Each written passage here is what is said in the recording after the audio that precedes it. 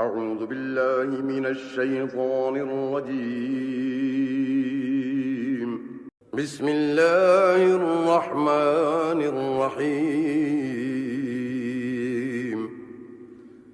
ياسين والقرآن الحكيم إنك لمن المرسلين على صراط مستقيم. تنزيل العزيز الرحيم لتنذر قوما ما أنذر آباؤهم فهم غافلون. لقد حق القول على أكثرهم فهم لا يؤمنون. إنا جعلنا في أعناقهم أغلالا فهي إلى الأذقان فهم مقمحون. وجعلنا من بين أيديهم سدا ومن خلفهم سدا فأغشيناهم فهم لا يبصرون. وسواء عليهم أأنذرتهم أم لم تنذرهم لا يؤمنون. إنما تنذر من اتبع الذكر وخشي الرحمن بالغيب فبشره بمغفرة وأجر كريم. إنا نحن نحيي الموتى ونكتب ما قدموا وآثارهم وكل شيء أحصيناه في إمام مبين. واضرب لهم مثلا أصحاب القرية إذ جاءها المرسلون. إذ أرسلنا إليهم 2 فكذبوهما فعززنا بثالث فقالوا إنا إليكم مرسلون. قالوا ما أنتم إلا بشر مثلنا وما أنزل الرحمن من شيء إن أنتم إلا تكذبون. قالوا ربنا يعلم إنا إليكم لمرسلون وما علينا إلا البلاغ المبين. قالوا إنا تطيرنا بكم لئن لم تنتهوا لنرجمنكم وليمسنكم منا عذاب أليم. قالوا طائركم معكم أئن ذكرتم بل أنتم قوم مسرفون. وجاء من أقصى المدينة رجل يسعى قال يا قوم اتبعوا المرسلين اتبعوا من لا يسألكم أجرا وهم مهتدون. وما لي لا أعبد الذي فطرني وإليه ترجعون. أأتخذ من دونه آلهة إن يردني الرحمن بضر لا تغن عني شفاعتهم شيئا ولا ينقذون. إني إذا لفي ضلال مبين إني آمنت بربكم فاسمعون قيل ادخل الجنة قال يا ليت قومي يعلمون بما غفر لي ربي وجعلني من المكرمين وما أنزلنا على قومه من بعده من جند من السماء وما كنا منزلين إن كانت إلا صيحة واحدة فإذا هم خامدون يا حسرة على العباد ما يأتيهم من رسول إلا كانوا به يستهزئون ألم يروا كم أهلكنا قبلهم من القرون أنهم إليهم لا يرجعون وإن كل لما جميع لدينا محضرون وآية لهم الأرض الميتة أحييناها وأخرجنا منها حبا فمنه يأكلون وجعلنا فيها جنات من نخيل وأعناب وفجرنا فيها من العيون ليأكلوا من ثمره وما عملته أيديهم أفلا يشكرون سبحان الذي خلق الأزواج كلها مما تنبت الأرض ومن أنفسهم ومما لا يعلمون وآية لهم الليل نسلخ منه النهار فإذا هم مظلمون والشمس تجري لمستقر لها ذلك تقدير العزيز العليم والقمر قدرناه منازل حتى عاد كالعرجون القديم لا الشمس ينبغي لها أن تدرك القمر ولا الليل سابق النهار وكل في فلك يسبحون وآية لهم أنا حملنا ذريتهم في الفلك المشحون وخلقنا لهم من مثله ما يركبون وإن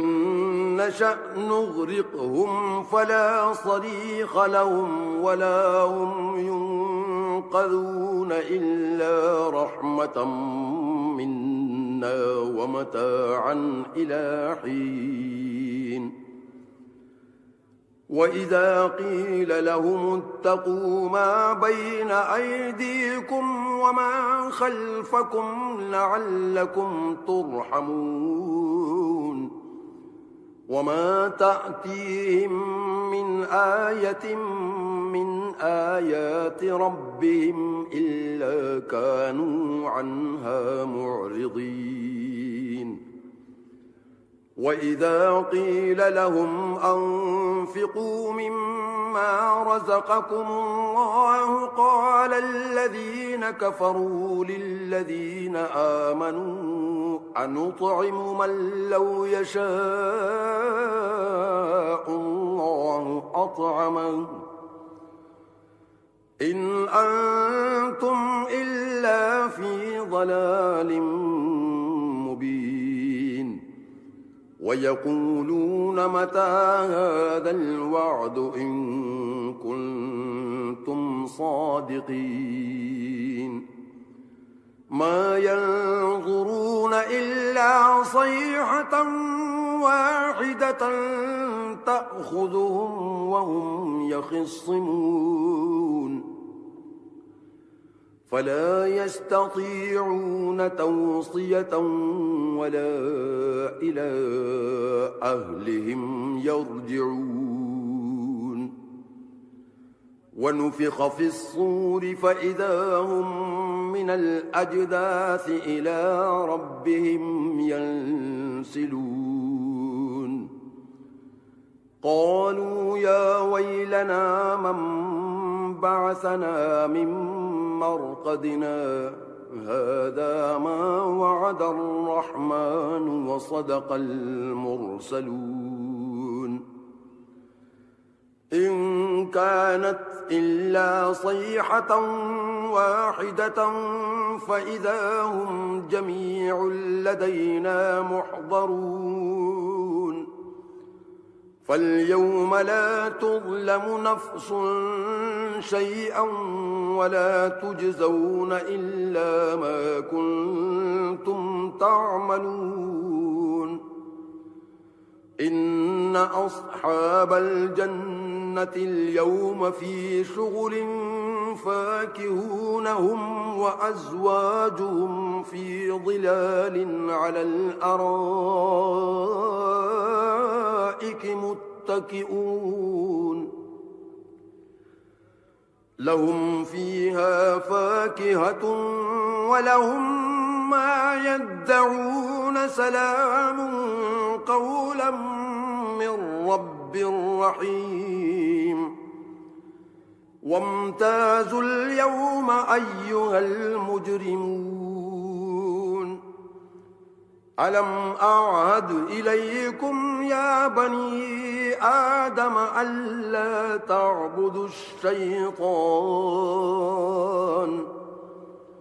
إنه لكم عدو مبين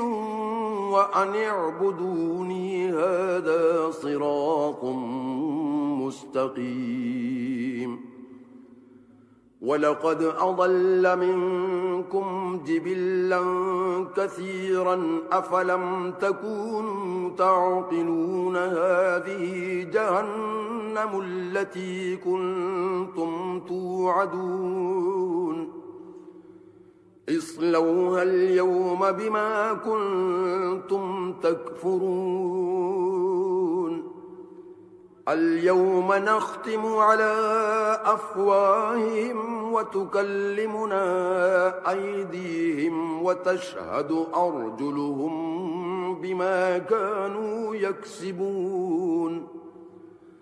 ولو نشاء لطمسنا على أعينهم فاستبقوا الصراط فأنى يبصرون ولو نشاء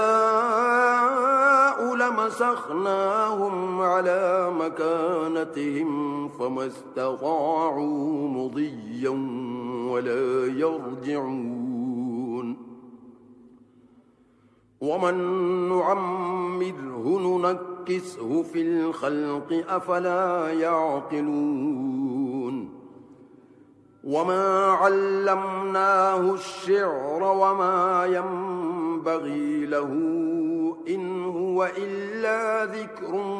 وقرآن مبين لينذر من كان حيا ويحق القول على الكافرين أولم يروا أنا خلقنا لهم مما عملت أيدينا أنعاما فهم لها مالكون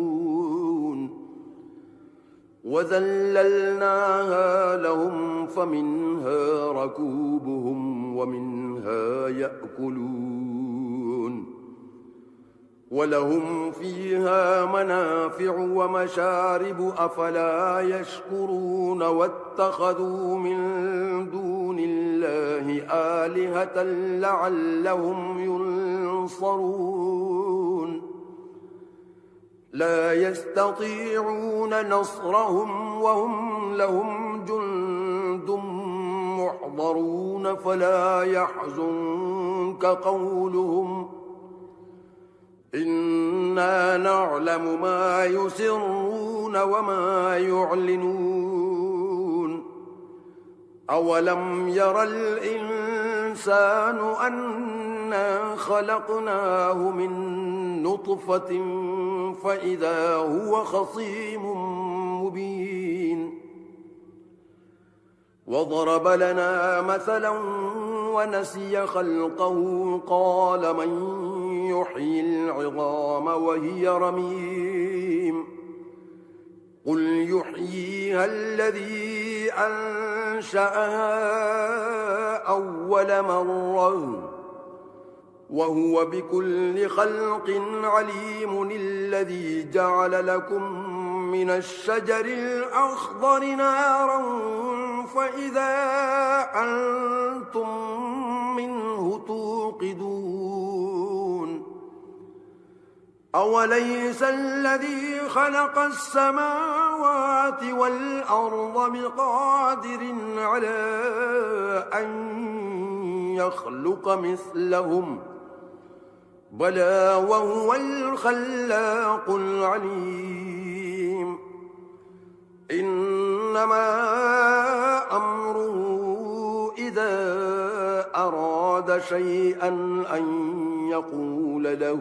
كن فيكون فسبحان الذي بيده ملكوت كل شيء وإليه ترجعون بسم الله الرحمن الرحيم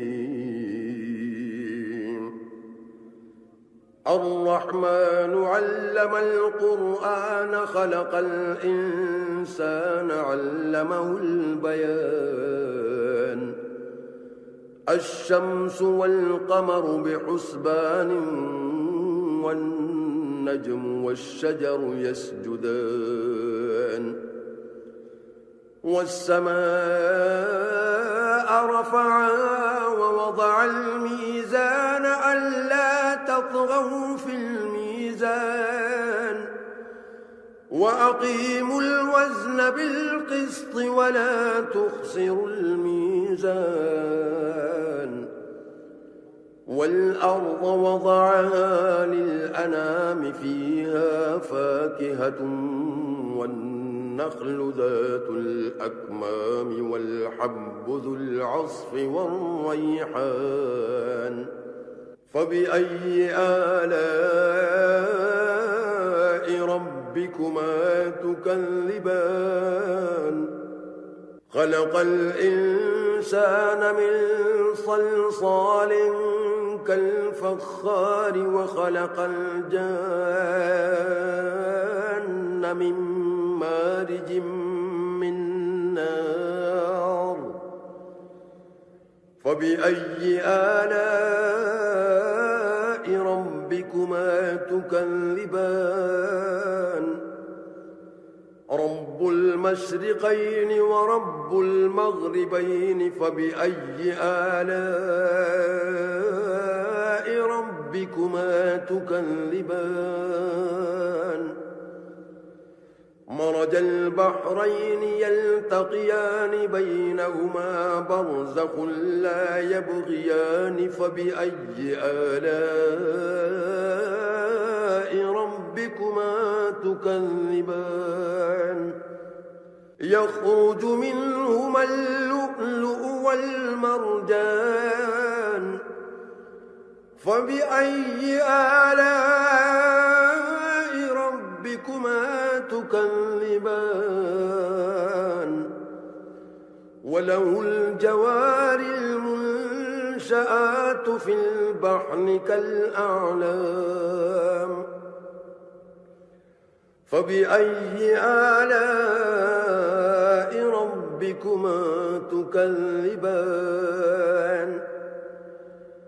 كل من عليها فان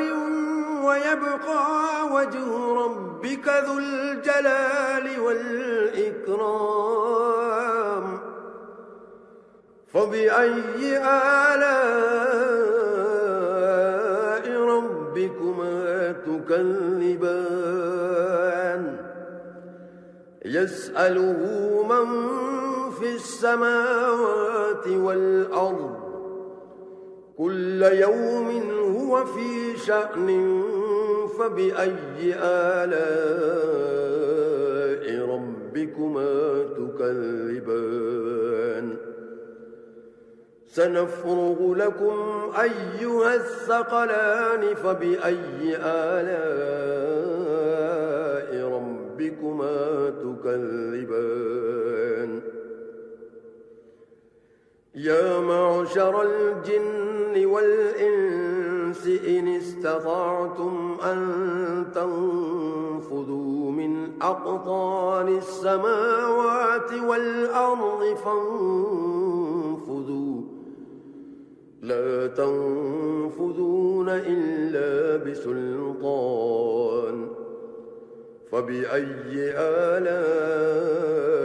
ربكما تكذبان يرسل عليكما شواظ من نار ونحاس فلا تنتصران فبأي آلاء ربكما تكذبان فإذا انشقت السماء فكانت وردة كالدهان فبأي آلاء ربكما تكذبان فيومئذ لا يسأل عن ذنبه إنس ولا جان فبأي آلاء ربكما تكذبان يعرف المجرمون بسيماهم فيؤخذ بالنواصي والأقدام فبأي آلاء ربكما تكذبان هذه جهنم التي يكذب بها المجرمون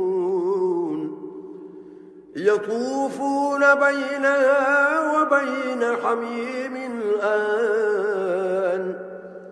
فبأي آلاء ربكما تكذبان ولمن خاف مقام ربه جنتان فبأي آلاء ربكما تكذبان ذواتا أفنان فبأي آلاء ربكما تكذبان فيهما عينان تجريان فبأي آلاء ربكما تكذبان فيهما من كل فاكهة زوجان فبأي آلاء ربكما تكذبان متكئين على فرش بطائنها من استبرق وجنى الجنتين دان فبأي آلاء ربكما تكذبان فيهن قاصرات الطرف لم يطمثهن إنس قبلهم ولا جان فبأي آلاء ربكما تكذبان كأنهن الياقوت والمرجان فبأي آلاء ربكما تكذبان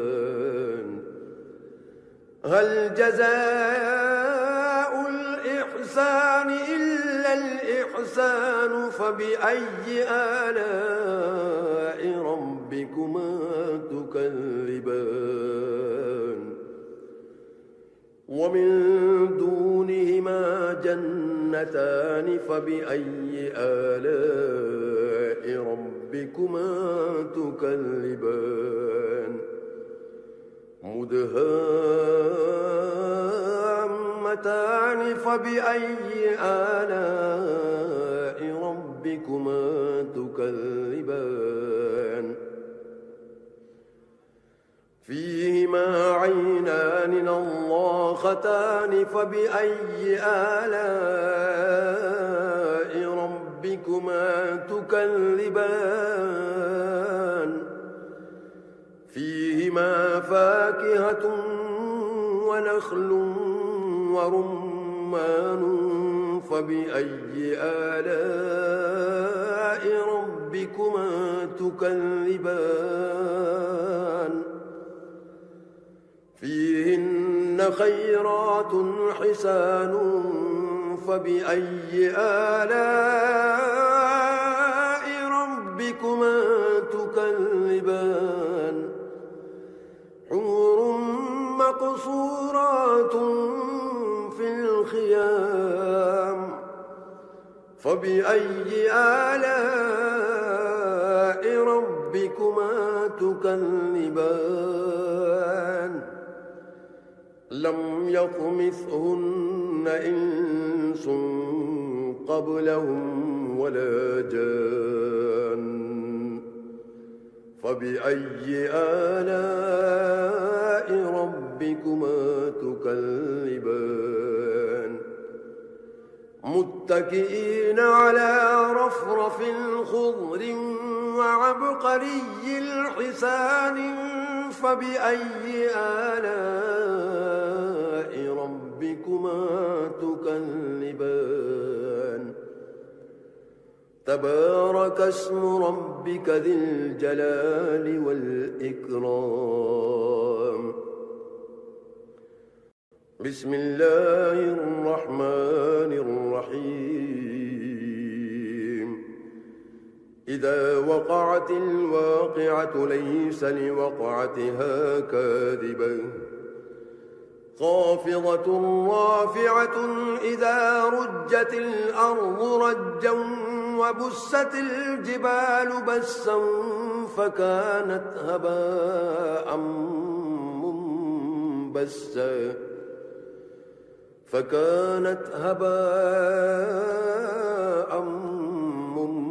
منبسا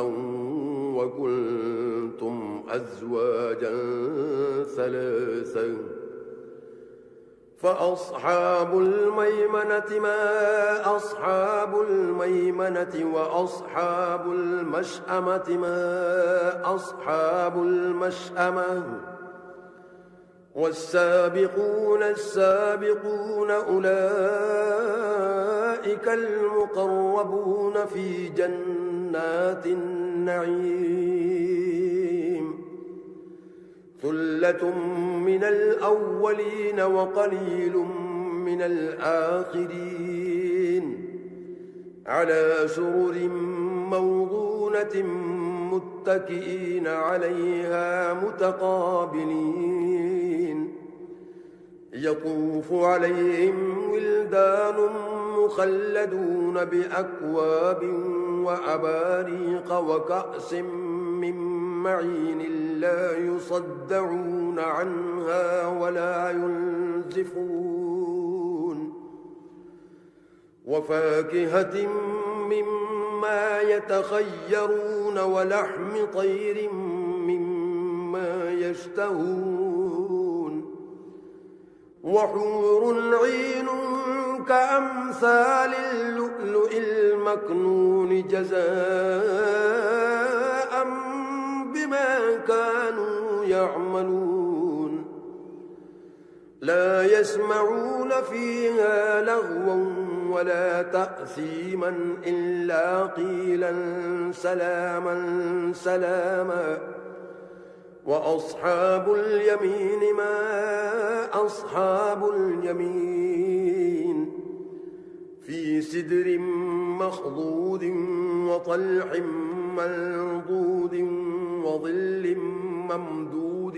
وماء مسكوب وفاكهة كثيرة لا مقطوعة ولا ممنوعة وفرش مرفوعة إنا أنشأناهن إنشاء فجعلناهن أبكارا عربا أترابا لأصحاب اليمين ثلة من الأولين وثلة من الآخرين وأصحاب الشمال ما أصحاب الشمال في سموم وحميم وظل من يحموم لا بارد ولا كريم إنهم كانوا قبل ذلك مترفين وكانوا يصرون على الحنث العظيم وكانوا يقولون أئذا متنا وكنا ترابا وعظاما أئنا لمبعوثون أو آباؤنا الأولون قل إن الأولين والآخرين لمجموعون إلى ميقات يوم معلوم ثم إنكم أيها الضالون المكذبون لآكلون من شجر من زقوم فمالئون منها البطون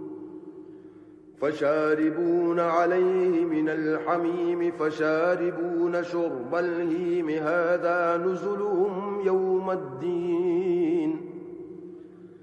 نحن خلقناكم فلولا تصدقون أفرأيتم ما تمنون أأنتم تخلقونه أم نحن الخالقون نحن قدرنا بينكم الموت وما نحن بمسبوقين على أن نبدل أمثالكم وننشئكم فيما لا تعلمون ولقد علمتم النشأة الأولى فلولا تذكرون أفرأيتم ما تحرثون أأنتم تزرعونه أم نحن الزارعون لو نشاء لجعلناه حطاما فظلتم تفكهون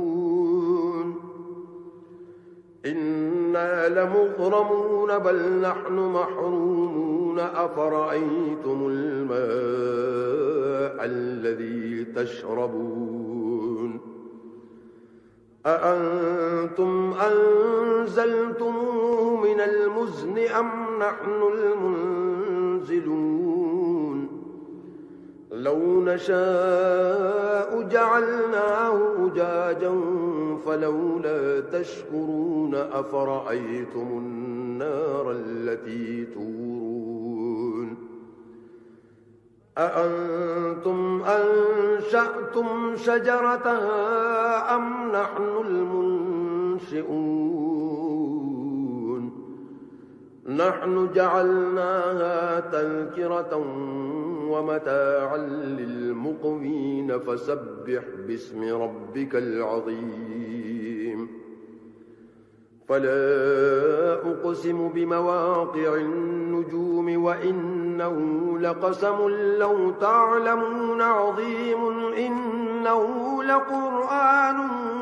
كريم في كتاب مكنون لا يمسه إلا المطهرون تنزيل من رب العالمين أفبهذا الحديث أنتم مدهنون وتجعلون رزقكم أنكم تكذبون فلولا إذا بلغت الحلقوم وأنتم حينئذ تنظرون ونحن أقرب إليه منكم ولكن لا تبصرون فلولا إن كنتم غير مدينين ترجعونها إن كنتم صادقين فأما إن كان من المقربين فروح وريحان وجنة نعيم وأما إن كان من أصحاب اليمين فسلام لك من أصحاب اليمين وأما إن كان من المكذبين الضالين فنزل من حميم وتصلية جحيم إن هذا لهو حق اليقين فسبح باسم ربك العظيم بسم الله الرحمن الرحيم تبارك الذي بيده الملك وهو على كل شيء قدير الذي خلق الموت والحياة ليبلوكم أيكم أحسن عملا وهو العزيز الغفور الذي خلق 7 سماوات طباقا ما ترى في خلق الرحمن من تفاوت فارجع البصر هل ترى من فطور ثم ارجع البصر كرتين ينقلب إليك البصر خاسئا وهو حسير ولقد زينا السماء الدنيا بمصابيح وجعلناها رجوما للشياطين وأعتدنا لهم عذاب السعير وللذين كفروا بربهم عذاب جهنم وبئس المصير إذا ألقوا فيها سمعوا لها شهيقا وهي تفور تكاد تميز من الغيظ كلما ألقي فيها فوج سألهم خزنتها ألم يأتكم نذير قالوا بلى قد جاءنا نذير فكذبنا وقلنا ما نزل الله من شيء إن أنتم إلا في ضلال كبير وقالوا لو كنا نسمع أو نعقل ما كنا في أصحاب السعيد فاعترفوا بذنبهم فسحقا لأصحاب السعيد إن الذين يخشون ربهم بالغيب لهم مغفرة وأجر كبير وأسروا قولكم أو اجهروا به إنه عليم بذات الصدور ألا يعلم من خلق وهو اللطيف الخبير هو الذي جعل لكم الأرض ذلولا فامشوا في مناكبها وكلوا من رزقه وإليه النشور أأمنتم من في السماء أن يخسف بكم الأرض فإذا هي تمور أم أمنتم من في السماء أن يرسل عليكم حاصبا فستعلمون كيف نذير ولقد كذب الذين من قبلهم فكيف كان نكير أولم يروا إلى الطير فوقهم صافات ويقبضن ما يمسكهن إلا الرحمن إنه بكل شيء بصير أمن هذا الذي هو جند لكم ينصركم من دون الرحمن إن الكافرون إلا في غرور أمن هذا الذي يرزقكم إن أمسك رزقه بل لجوا في عتو ونفور أفمن يمشي مكبا على وجهه أهدى أمن يمشي سويا على صراط مستقيم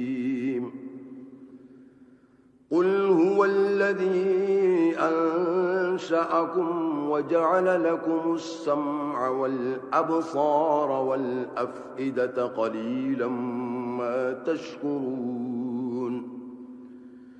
قل هو الذي ذرأكم في الأرض وإليه تحشرون ويقولون متى هذا الوعد إن كنتم صادقين قل إنما العلم عند الله وإنما أنا نذير مبين فلما رأوه زلفة سيئت وجوه الذين كفروا وقيل هذا الذي كنتم به تدعون قل أرأيتم إن أهلكني الله ومن معي أو رحمنا فمن يجير الكافرين من عذاب أليم قل هو الرحمن آمنا به وعليه توكلنا فستعلمون من هو في ضلال مبين قل أرأيتم إن أصبح ماؤكم غورا فمن يأتيكم بماء بسم الله الرحمن الرحيم يا أيها المزمل قم الليل إلا قليلا نصفه أو انقص منه قليلا أو زد عليه ورتل القرآن ترتيلا إنا سنلقي عليك قولا ثقيلا إن ناشئة الليل هي أشد وطئا وأقوم قيلا إن لك في النهار سبحا طويلا واذكر اسم ربك وتبتل إليه تبتيلا رب المشرق والمغرب لا إله إلا هو فاتخذه وكيلا واصبر على ما يقولون واهجرهم هجرا جميلا